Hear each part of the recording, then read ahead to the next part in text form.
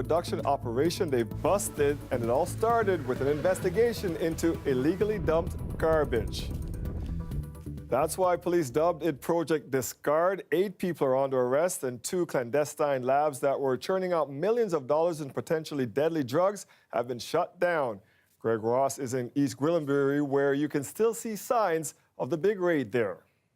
There certainly are signs that police were here. In fact, there's a sign posted on the front lawn deeming this an unsafe building, and there's more signs posted on the front of the house. Those are biohazardous signs, warning that there were biohazardous chemicals in that building. And if you look closely, you can see where the police actually smashed through the front door in that raid, and that door remains open right now. Police say that this house was converted into a meth lab, and it was part of a ring that was producing millions and millions of dollars worth of methamphetamine. The scale of these 2 production sites we would classify as super labs. It was like a scene from the hit TV series Breaking Bad. We seized approximately 50 kilograms of methamphetamine when we took this operation down. That has a street value of around $5 million. But that was just the tip of the iceberg, because police also found the chemical ingredients to make meth, enough to produce quantities that would have been worth tens of millions more. These 2 sites were capable of producing into the hundreds of kilograms of methamphetamine and were in fact drug factories. But these factories don't just produce meth, they also create a great deal of toxic waste. In the end, it was the waste that led police to these labs. This investigation commenced as a result of 2 dump sites that were located in our region, one on November 13th and the other on December 2nd. It was nearby residents who discovered bags and bags of waste and reported it to police. Several more dump sites were also found that police were eventually able to connect to these 2 labs. With a total of approximately 48,000 pounds of toxic waste that we have to dispose of as a result of these organizations. Police say with labs of this magnitude, it's fortunate nobody was hurt. Chemical drug production labs are extremely dangerous, as the chemicals involved are toxic, corrosive, flammable, and explosive. 8 people were arrested during this raid, and police say they are still searching for 1 more man. In fact, they've issued a Canada-wide warrant for 35-year-old Van Truong Do. He's wanted on numerous drug charges, including production of a controlled substance. 3 children were also taken into the custody of the Children's Aid Society, and police say that 5 vehicles were seized as a part of this investigation. Dwight? All right, thank you for that, Greg. Police have now identified the man who was shot to death at a gas station earlier this month. 32-year-old Nashwan Yonan was shot at the gas station on Avenue and Eglinton just after midnight. Police say the suspect fired numerous rounds at Yonan. He died from his injuries yesterday in hospital. Detectives are hoping that by releasing his name, they can find out more information about the suspect. Yonan is Toronto's 16th homicide victim. And Toronto Police also asking for your help identifying the suspect in this silver Volkswagen. They released this video from March 2nd at about 3:30 a.m. You can see as the shooter emerges from the sunroof and fires into a black vehicle. It happened in the Warden Avenue and Fur Valley Court area. Police would like to hear from anyone with information on this incident or the suspects. A former OPP constable is speaking out about what she calls a lack of support for those struggling with mental health issues in the service. She says she's talking now because the latest officer to take their life was a former co-worker of hers. Farah Morelli joins us with more on this now. And Farah, she herself has dealt with mental health issues. She has, Dwight, and that issue that she suffered from was depression. She says that the lack of supports that she had while she was in the force was in part what prompted her to leave. She says that she believes there is a disconnect between upper management in the OPP and some of the realities that officers face on a daily basis. Ultimately, she believes that there are not enough supports for officers and that some are still scared to speak out. It's a stark contrast from working on the front lines as a police constable. But floral design is what makes Sherry Cooley happy these days. I've been doing this for about 10 years now. I make a lot less money. I don't have a pension, but I'm so happy when I go to work every day. I have no stress. Hewley retired from the OPP in 2006 after 10 years in the force. I just felt like I wasn't valued, that my mental health and my personal issues with relations to the job and my family, that they just weren't valued. So the OPP Association confirmed this week that another officer took his life. That man was Roch Durivage. What was your reaction when you heard that name? Complete shock. I knew Roch when he came on the job. He was a rookie working at the detachment that I worked at, and he was such a solid guy. He'd come out of the military, really smart, really humble. Hewley says she's speaking out because many officers are still afraid to talk about mental illness for fear of being judged. Honestly, as time goes on, what the officers go through seems to be getting worse and worse, and it wears on you. And upper management, I don't think, is in touch with that anymore. Not everyone. Some of them are great, but some of them really need to reflect on how they treat people who are suffering because of whatever it is, the job, things at home. It is real. And when someone thinks that they're going to get shamed for saying, I'm not well and I need time off, that's what results in people like Roch taking their lives. Since 2012, 13 current or retired OPP officers have taken their own lives. In August of last year, the OPP launched an internal investigation into officer suicides. The OPP Association is calling it a mental health crisis in law enforcement. I'm here to say front and center that, in fact, stigma still creates a significant barrier for those seeking treatment within the culture of the OPP. I really, really do have hope. They are looking into it. Hewley has optimism, but it's too late for some. Durivage is the second officer she's worked with who has now committed suicide. Two people that I knew well and admired very much. Good men, good officers. Now, the OPP Association told us as well today that in the coming weeks, it's going to be launching its own comprehensive mental health strategy that's separate from the OPP. We did also reach out to the OPP today. They issued a statement to us saying that its internal review, that was the one mentioned in the story, that's going to be completed in spring of 2018. And at this time, it's just offering its condolences to the family member of that officer who took his life this week. We're going to continue to follow this one, too. Thank you, Farah. You're welcome. 8 years in prison, that's the sentence handed down to the truck driver responsible for the deadly Broncos crash last spring. Jaskarat Singh Sidhu admitted to blowing through a stop sign last April, destroying the bus that carried the Humboldt hockey team. 16 people were killed in the crash, 13 more were injured. The family's emotional today after hearing the sentence. If it would happen to your family, just take that into account when you're driving on the road. Just think about that every day. If it was your family that was killed. Yeah, and if you think that we're being harsh and we don't want to forgive and just put yourself in our shoes for 30 seconds, for 1 minute, and see how your reaction or your view might change. Just 30 seconds, trade us a spot. We'll bring you more on this story in about 20 minutes. Ontario Provincial Police are offering a warning to stunt drivers after catching 2 cars going more than 200 kilometers an hour yesterday evening. And when people start putting on their summer tires, putting on their fancy rims and wheels, all of a sudden they think now on a beautiful day, we're going to open it up and see how good this car feels. Well, I'll tell you, we're going to be out there as well.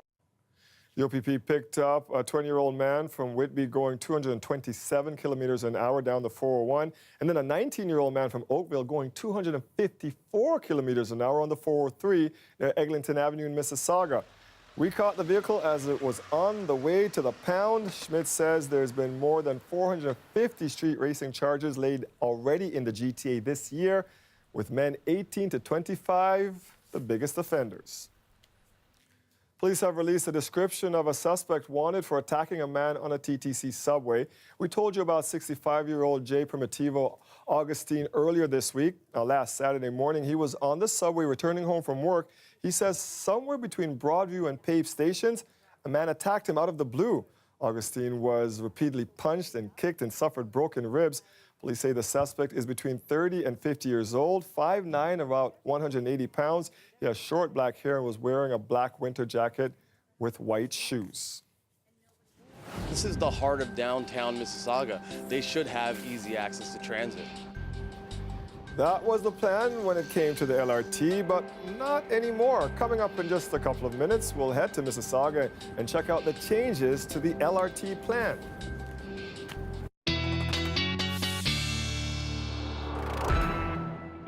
Right now, let's get the first check with Colette. And I don't even want to talk to Colette about the weather. So, folks, who do you think went 15-1 in the office NCAA pool yesterday? Who?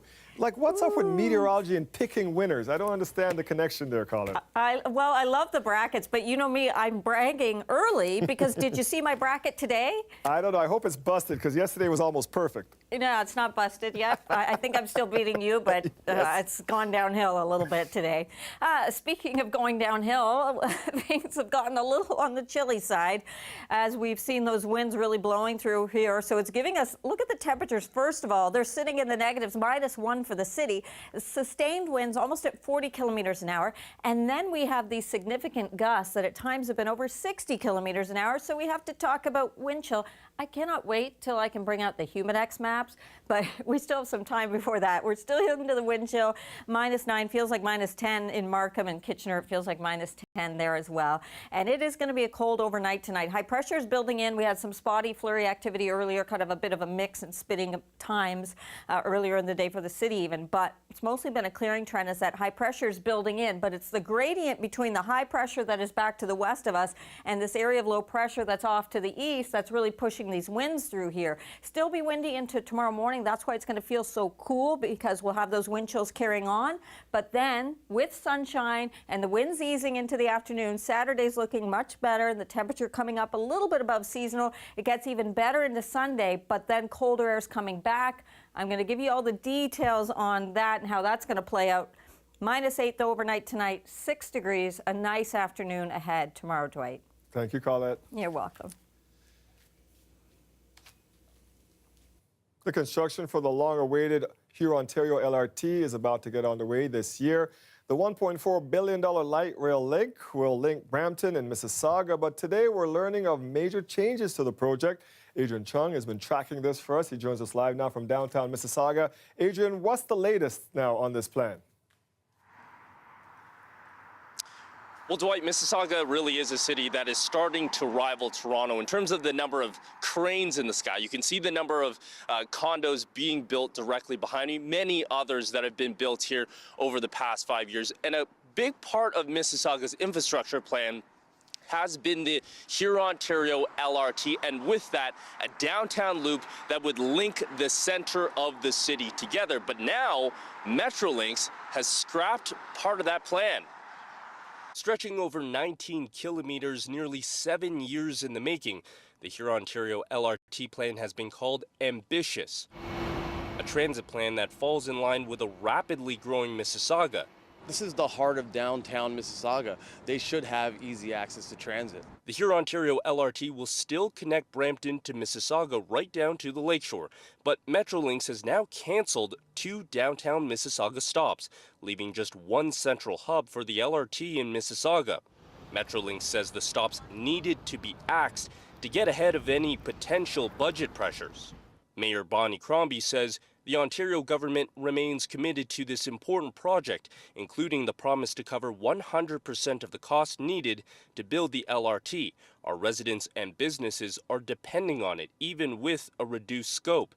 Real estate agents say residents have been sold a different dream. You know this clientele around here pretty well. What will it mean for the people who live here?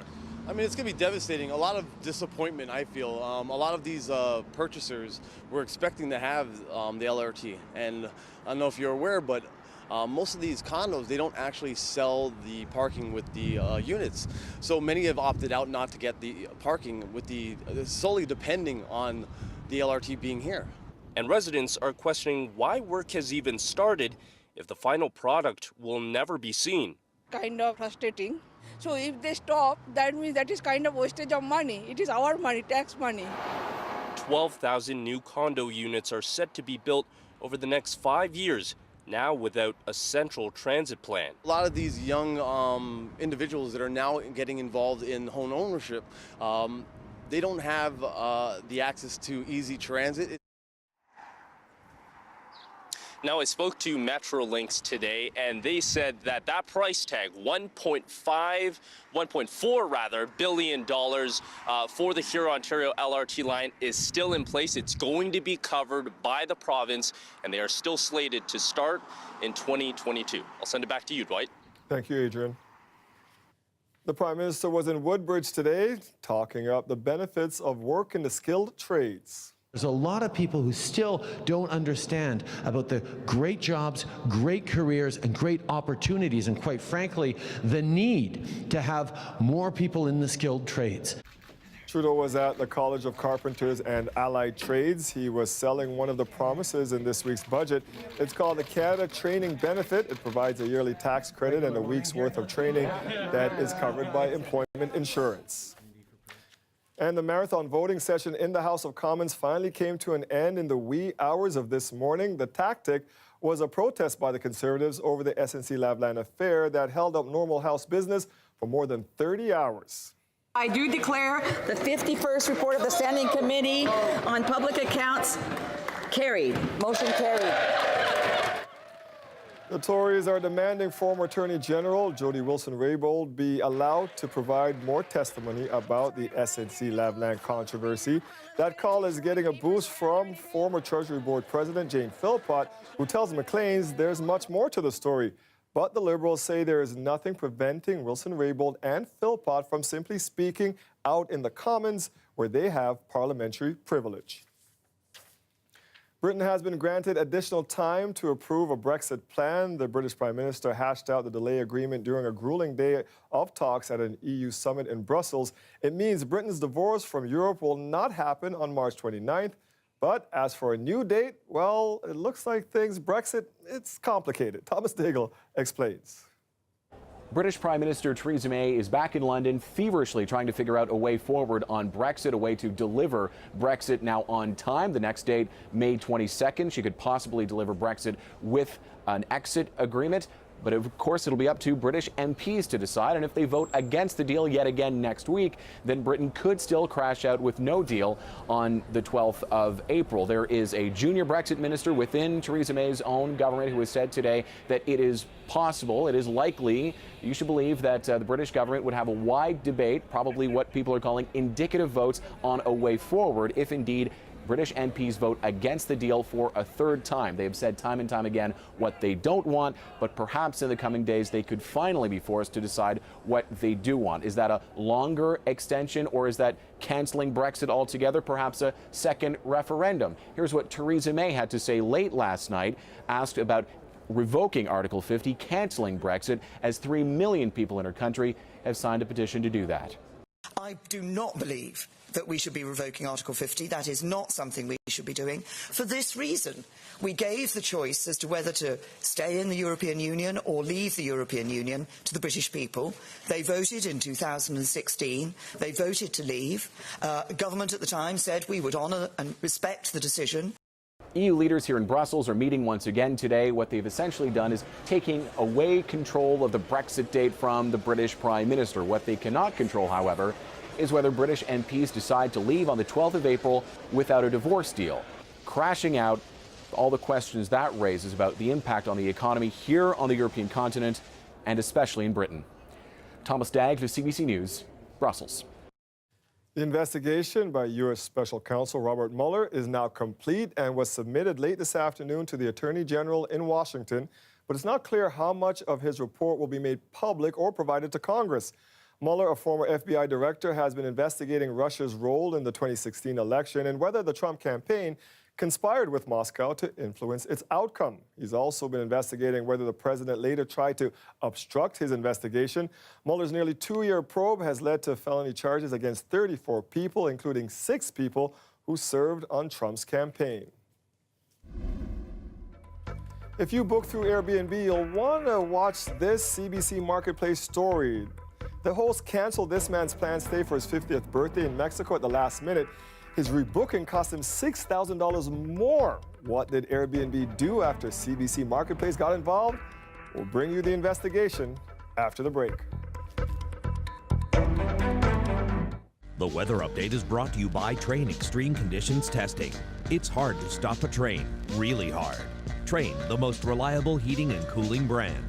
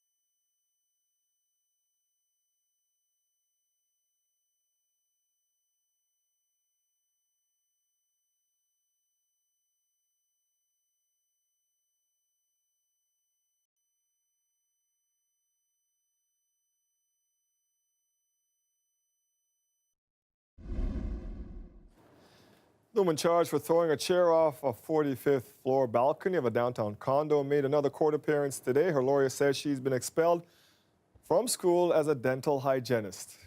I mean, there's always the presumption of innocence. Doesn't matter the strength of the Crown's case. And for a young lady to make a mistake and then to be expelled from school, I think is absolutely inappropriate. 19-year-old Marcela Zoya is facing 3 charges, including mischief, endangering life. Her lawyer says she's been upset and embarrassed and says the incident has taken a toll on her personal life. It happened during the teen's stay at a downtown condo. Her lawyer appeared on her behalf today. The case is back in court April 26th. It is the biggest home-sharing brand on the planet, but what happens when an Airbnb plan goes Airbnb bad? This week, Marketplace investigates the home sharing giant and looks at some common complaints, including last-minute cancellations. Chelsea Agro joins us now to talk about this. So why did you decide to look at this? Well, what we wanted to do, Dwight, was look at what is going wrong and how often it's going wrong. And one of the ways we're able to do that is through the reviews. We did our own research looking at those reviews, and we also consulted with a lot of experts who've done a deep dive into that host-guest review system. And what they found is that one of the most common complaints is a travel nightmare. It's when a host cancels on a guest at the last minute. That was actually quite neat. David Jackal spent months planning his 5-week 50th birthday getaway to Mexico. He booked his Airbnb rental 6 months in advance. The price was amazing, really.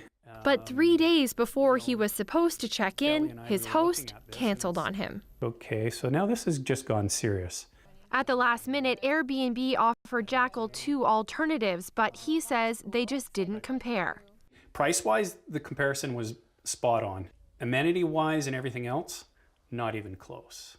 At the last minute, the only similar Airbnb Jackal says he could find was over $6,000 more than his original rental. He expected Airbnb would take care of the difference. So the only way that I find that I have any recourse going back after Airbnb would be to book another Airbnb listing. Jackal's not alone. Travel blogger Asher Ferguson reviewed more than 1,000 Airbnb guest stories after his own negative experience, and he noticed a trend. Of the over 1,000 negative reviews we studied, 20% cited the host canceled the stay. Airbnb only pay a percentage. We do not cover the whole total cost, okay? After exchanging emails and phone calls with Airbnb for several months, Jackal was told he was not entitled to a full refund. But hours after Marketplace told Airbnb we were investigating Jackal's complaint, he did get his money back, more than $6,000. When we asked Airbnb why the sudden change of heart, the company wouldn't answer. But it did tell us negative incidents are extremely rare, and when they do happen, it tries to make them right. David, do you know that this is a $30 billion company and you took them on and you won? I don't want to say that I took them on, but I didn't give up. How's that? Jackal is just back from another trip to Mexico, but this time he stayed at a resort. So, Chelsea, what else can we expect in this episode? Well, yours truly, Dwight Drummond, makes a brief cameo appearance in there. We actually explore an issue that I think is top of mind for a lot of people here in the city of Toronto, the idea of the covert or the rogue Airbnb, an Airbnb operating in a building or a space where the Airbnb is not welcome. We visit a condo that has actually taken this on themselves, literally taken the fight over Airbnb into their own hands, and I think that will be really interesting for a lot of your viewers. Looking forward to it. You can watch the full episode at 8 p.m. right here on CBC television tonight, or just stream it by downloading the CBC Gem app. It makes me feel like a second-class person. This Torontonian says his street is never plowed, yet others in the city are. Coming up, we'll break down the different services the city provides to different residents and explain why it's done this way.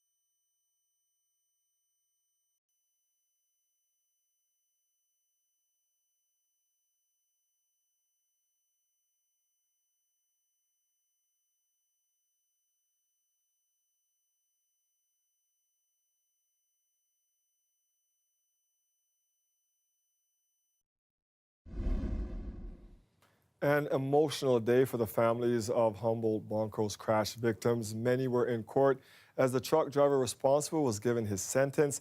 Jaskrat Singh Sidhu pleaded guilty in January to 29 counts of dangerous driving causing death or bodily injury. He will serve 8 years in prison, lose his license, and potentially face deportation. Karen Pauls has more on the sentence now and the reaction. Jaskrat Singh Sidhu left the courthouse today, heading to prison for 8 years. Nearly a year after driving through a flashing stop sign into the path of the Humboldt Broncos tour bus, killing 16 people, injuring 13 others. This is the highest sentence ever given in Canada for dangerous driving not involving impairment. Some of the families are disappointed. It wasn't as much as they were hoping for. I wish it was 8 years for the deaths and 5 years for the injury. There's no number that would have made me happy. It doesn't change what's happened, and like we have a lifetime sentence. He gets 6 months for Adam's life. Others trying to find any small light in this tragedy. Mark Dahlgren's son Caleb suffered a brain injury and neck and back injuries in the crash. We have to find some positives out of it. The trucking industry is one, seatbelts on buses is another. Judge Inez Cardinal balanced the fact that Sidhu pleaded guilty, saving families an excruciating trial, but also said it was inconceivable he blew through a handful of signs warning him an intersection was coming up. The Crown had asked for 10 years. He was satisfied. The Crown trusts that this sentence will send a very strong message to everyone using our highways. And that message is that criminal driving will not be tolerated. Sidhu's family hasn't spoken to the media throughout this process. His uncle made a brief statement today. On behalf of my family, I would like to express my sincere sympathy to the 29 families.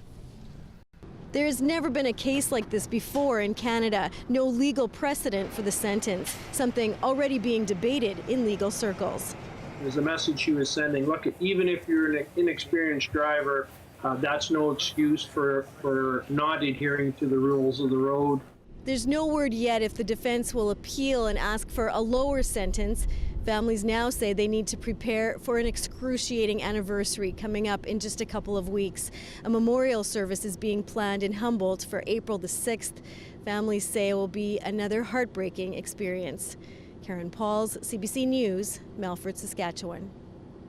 The TTC is inspecting dozens of vehicles purchased from Nova Bus after 9 Quebec transit agencies pulled theirs off the road, reporting concerns with a steering glitch.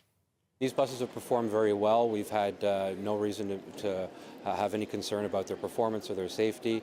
The checks that we've done so far today have indicated there's nothing wrong with them in terms of operational or safety issues. Quebec manufacturer Nova Bus asked agencies to inspect the vehicles after detecting a glitch with the vehicle's power steering system. Now, the TTC says it will be looking at their 116 Nova buses over the weekend, saying the work won't affect riders. Mississauga, York, and Metrolinx do not have any of the buses in their fleets. A group of city councillors called for the expansion of Toronto's housing allowance program today.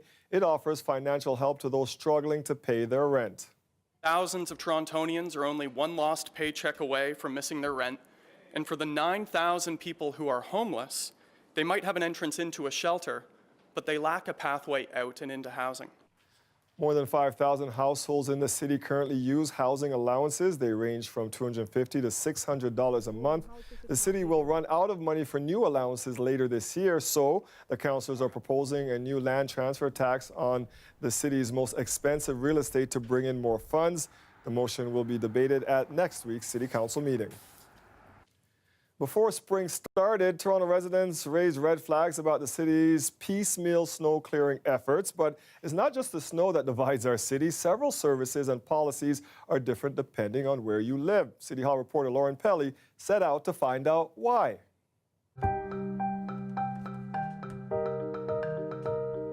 The sidewalks are covered with snow, and then on top of that you get freezing rain, and they become so treacherous for any pedestrian going down the street to do their shopping or the like. John Plumidor says this was the scene in Deer Park over the winter. Yes, I came out to just down the street here, actually.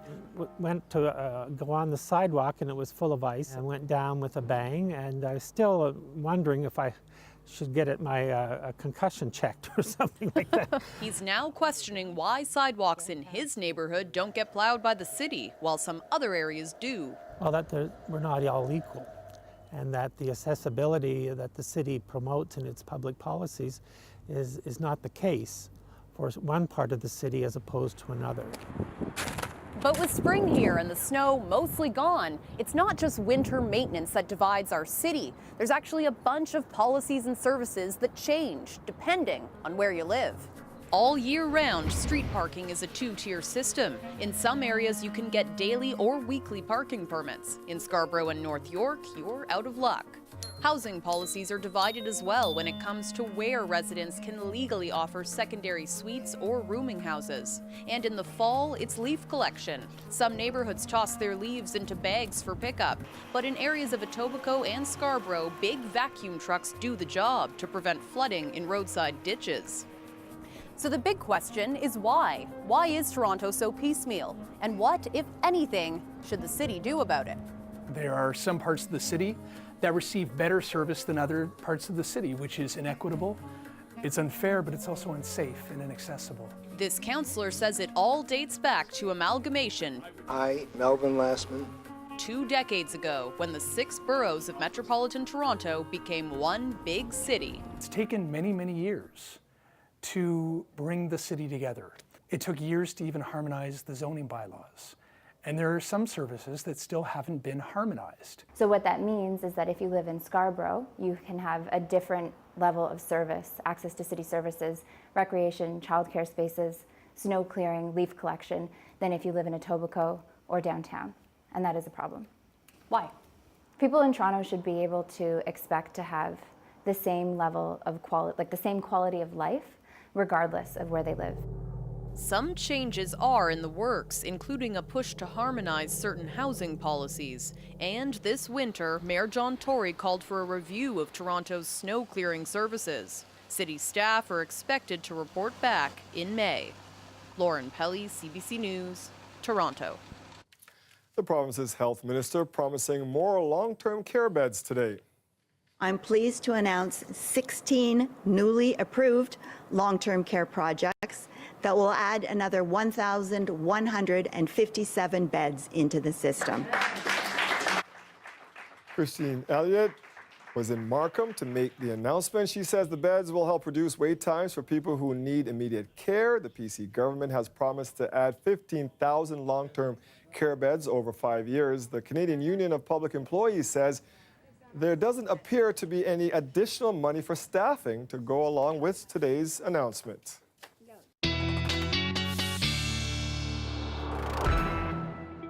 First official weekend of spring, Colette. What can we expect? We can expect some good things. I'm pretty much liking how this is looking, Dwight. It's very spring-like, but also very spring-like is to have fluctuations in the temperatures and the conditions. And we're going to be seeing that as we get towards the end of the weekend as well. So lots of things going on to tell you about. Let me just point out the average high for this time of year, 5.4, and our average low just about -4, all right? And then keep those numbers in mind as we kind of go through things here. So an average high there, just over 5 degrees. Here's where we sit right now at -1. We struggled to get above the freezing mark today. We've got these winds still driving in here from the northwest. The gusts have been close, over 60, close to 70 kilometers an hour, and even the sustained winds very strong, over 40. So it feels almost like -10, the current wind chill.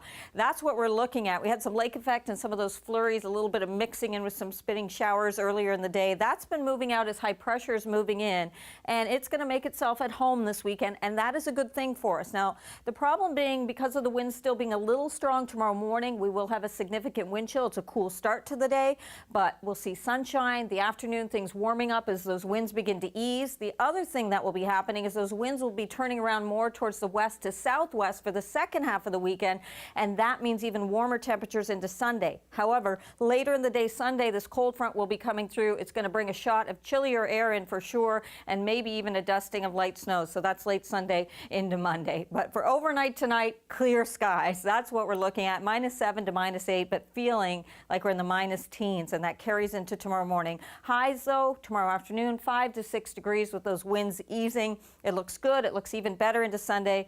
Remember, 5.4 was the average high, 10 degrees. That's where we're going, nearly double into Sunday, but a breezy day Monday with the cold air coming right back in at us, Dwight. This is all normal for spring. Yeah, we'll take it on Monday. Weekend's looking good, though. Thanks, Colette. You're welcome. An attack at a landmark church in Montreal has sent a priest to hospital with minor injuries. One man is in custody.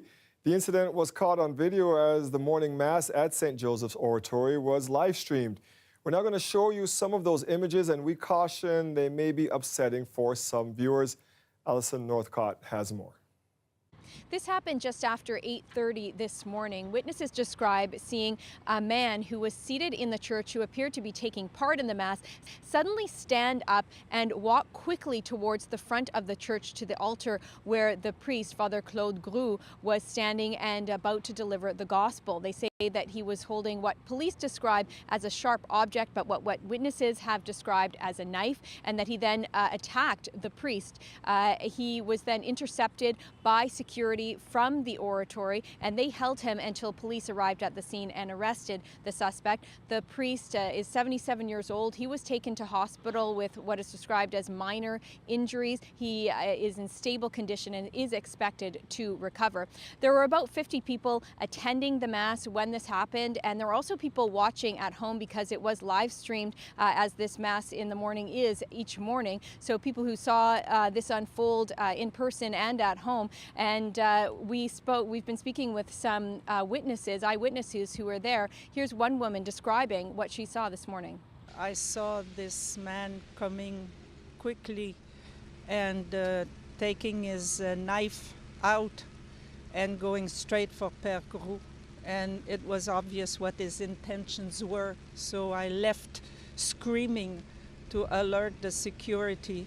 We don't know much yet about the suspect. We do know from police that he is a 26-year-old man and that he is known to police, but police will not elaborate on exactly what that means, other than to say that he does have a criminal record. They say he will be meeting with investigators later today, and they're hoping to learn more about his motivation, about why this attack happened, and that's something people here at the Oratory say they want to know as well as some of the witnesses. And a spokesperson for the Oratory says that it will remain open today, that the other masses that are scheduled for today will continue despite the ongoing police investigation. Alison Northcott, CBC News, Montreal. The community supports them and is behind them. People in the GTA congregated outside of mosques today, trying to show their support to the Muslim community, a community that's still shaken by the terror attack in New Zealand that happened just 1 week ago. We'll bring you that story after the break. This weather update is brought to you by Fairmont Le Chateau Frontenac, the best location for your next spring break getaway in Quebec City.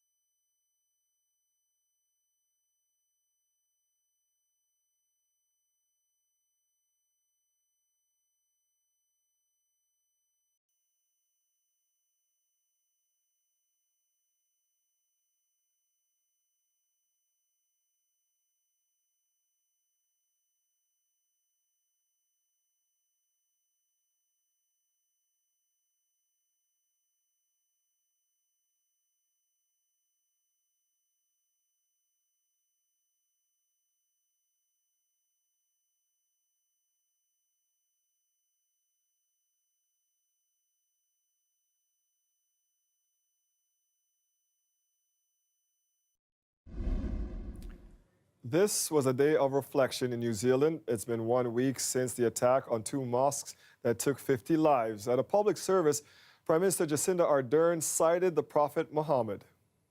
When any part of the body suffers, the whole body feels pain.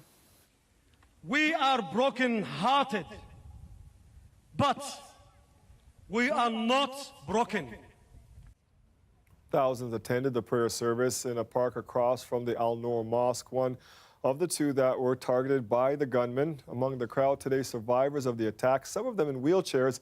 At the front of the audience and at the back, non-Muslim New Zealanders stood with them. And a similar show of solidarity here in Toronto today. Different faith groups came together to create rings of peace around GTA mosques.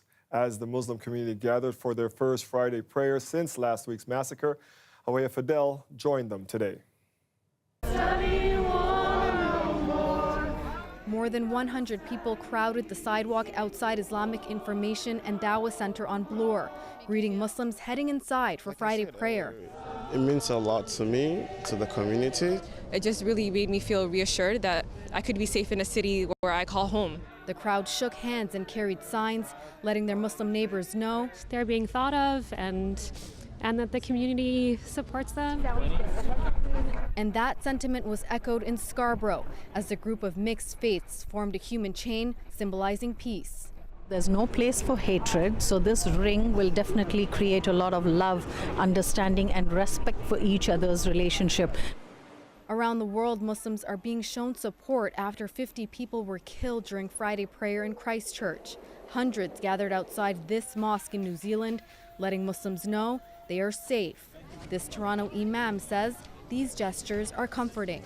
There would have been some fear. When we see this sort of show of support from the wider community, it reassures us that Canada is a safe place and our world generally is a safe place. When some of us are hurting, all of us are hurting. Mayor John Tory spoke at Friday prayer services at Islamic Foundation of Toronto, encouraging Torontonians to stand against Islamophobia. We're standing together and saying that we're going to work incredibly hard together as a community, as we must, to make sure that the kind of thinking that leads to these horrific acts never finds its way here. Awaya Fidel, CBC News, Toronto. Our purpose is to get the stock market quotes in like 16 milliseconds, which is 1 millisecond faster than everybody else right now. Okay. It's a story about making millions in milliseconds. Coming up, we'll look at a new financial thriller playing in theaters across the city, a movie that was directed by a Canadian. Stay with us.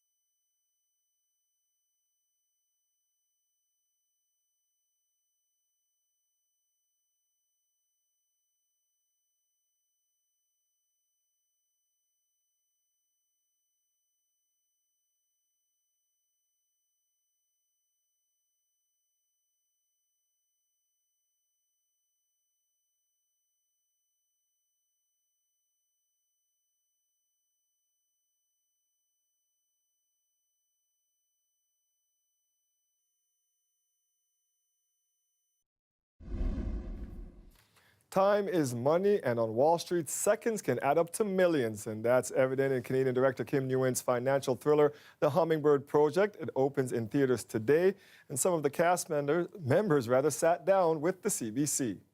Our purpose is to get the stock market quotes in like 16 milliseconds, which is 1 millisecond faster than everybody else right now. Okay, then what happens? What I needed to find was a visual, compelling, cinematic door into the subject. So I was really happy when I started learning about how the madness of how people are trying to gain a single millisecond to try to make millions or billions off of the stock market. So that, for me, that's what made it. There's these two cousins that are trying to build a 1,000-mile long tunnel from Kansas to New York, so I can drag my characters through the mud, literally, and it's like a toy given to a director. I just made $500,000 in 5 seconds. I am a huge fan of Kim. I am kind of like a groupie fan. I was so excited to be approached by him. I think he's a genius. I think one of the things that I love about him is that he always surprises you with his films. I loved him. He was nice, and He was super nice to me. I got to wear cool clothes. Yeah. For some of the scenes. Yeah. And the food was good. Wait! What is this? That's our resignation.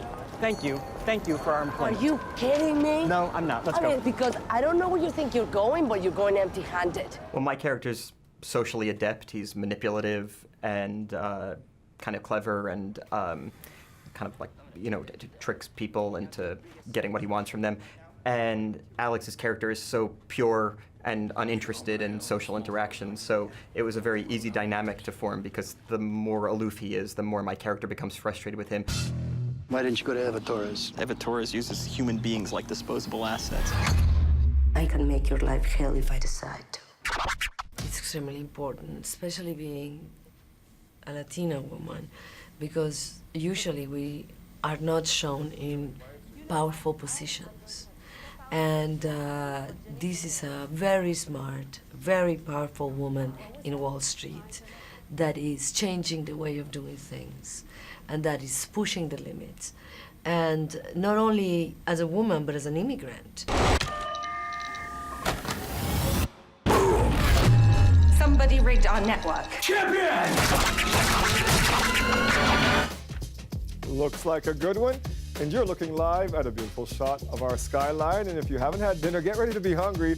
Our food columnist, Suresh Das, brings us to a restaurant serving up classic Thai food with a kick. Stay with us. We'll be right back.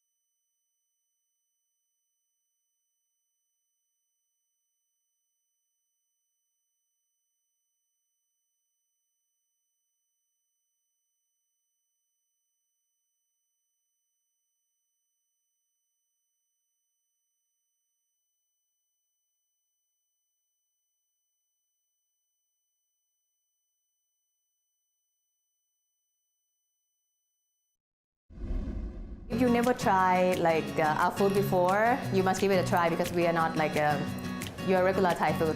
It's something unique. My name is Rita Kongkeo. I'm one of the owner at Khao Keng Thai Street Food, and we are located in Lakeshore and Long Branch in Etobicoke. The food we start here is Thai food.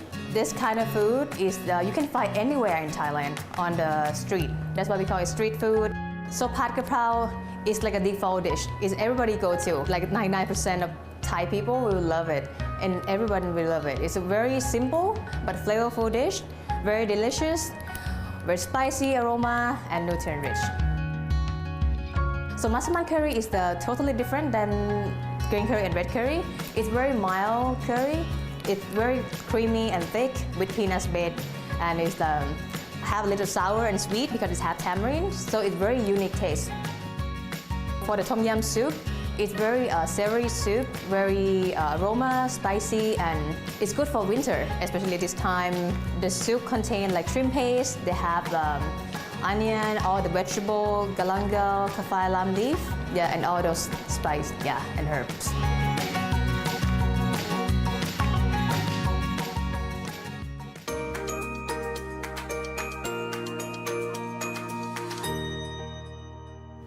My stomach's growling. Oh, there's the Georgia GTA picture. Focus. Beautiful skyline despite the ice on the lake. This was sent in by Silver GS. Look at the moon, too. Could you see it there, just hiding behind the buildings? It's a great shot. Remember, get your photos to us by posting them on Twitter or Instagram with the hashtag CBCYourGTA, and we'll air some of them on the show. We've got about 50 seconds to Black Hair Call. It's a nice weekend. There's nothing else to say. Yeah, I don't know. And you know, in regards to that picture, those little circles of ice you see, the waves and the currents going back and forth kind of cause those to form. So very, very cool. Is that what happens? Yeah. Is that how you're beating me in the pool with all your meteorology information? Well, Yes. that's a whole nother story. Let's go ahead and show you what this forecast looks like for overnight tonight. Clear skies, -8. It's going to feel like -17, so that means a cold start tomorrow morning, but then we'll get things going and warmed up by the afternoon up to 6 degrees, just a tiny bit above seasonal. Sunshine, we have sunshine into Sunday, and in Sunday we may see that thermometer go to double digits. I'm trying to get us to 10 degrees before this next system comes in. All right, thank you for that. I'm taking you with me to the casino with those numbers. That's it for us tonight. Thank you for watching. We'll see you back here on Monday. I don't even go to the casino.